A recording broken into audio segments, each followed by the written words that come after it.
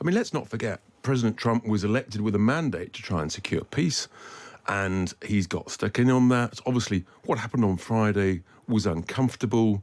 The reality is, most wars and conflicts end up in some form of difficult negotiation, which are tense, involving hard, uncomfortable compromises. And those negotiations, as we saw on Friday, should always be done behind closed doors. And often, voices are raised in those discussions. But I'm not going to criticise any world leaders that are trying to secure a peace, however hard it is.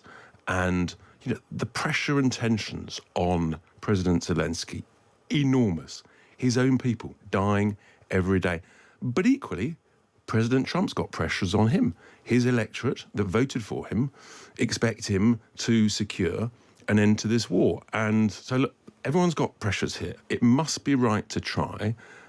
But everyone, I think, recognises the key focus has to be on the robustness of the security guarantees to ensure that Putin never does this outrageous, illegal monstrosity ever again. And that's, in a sense, there's lots of things on the table with regard to those guarantees. There's the question of troops on the ground. There's the question of the equipment, the ammunition, the air cover, the technology, the dome shields. All of these things are on the table, not going to be resolved overnight.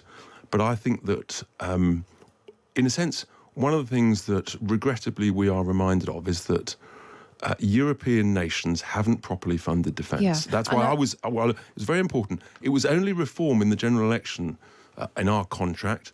We had 2.5% of GDP to spend within 3 years, 3% in 6 years. I'm delighted that the Prime Minister's listened and learned from reform in committing to that. I want to ask you very specifically, though, because I asked you my first question, do you support coalition of the willing? You haven't said yes. Does reform support? Oh, I think, in a sense, everybody in the West that's looking for peace is a coalition of willing people trying to get to peace. Do you support the UK sending troops and planes to the border? Well, I think all of those things are what's within the negotiation. It's not for me to negotiate here live on air. I'm not asking you to negotiate. Let's be very clear. I'm not asking you to negotiate. I'm asking you to say whether or not Reform as a party supports the UK doing that. What we support is doing everything possible to get towards a peace. That is the objective. Negotiations should take place behind closed doors. You put everything on the table, including a thing that's not talked about enough, which is the $300 billion of frozen Russian assets in Western, primarily central banks. We should be using that. Rachel Reeves has announced plans to use that over the weekend. Well, no, she's only talking about using the interest. We should be using the capital. People like Sybil Browder have been advocating for this. I've been talking about it. It is complicated. It's complicated, but it's got to be on the table. Yeah. It's got to be on the table.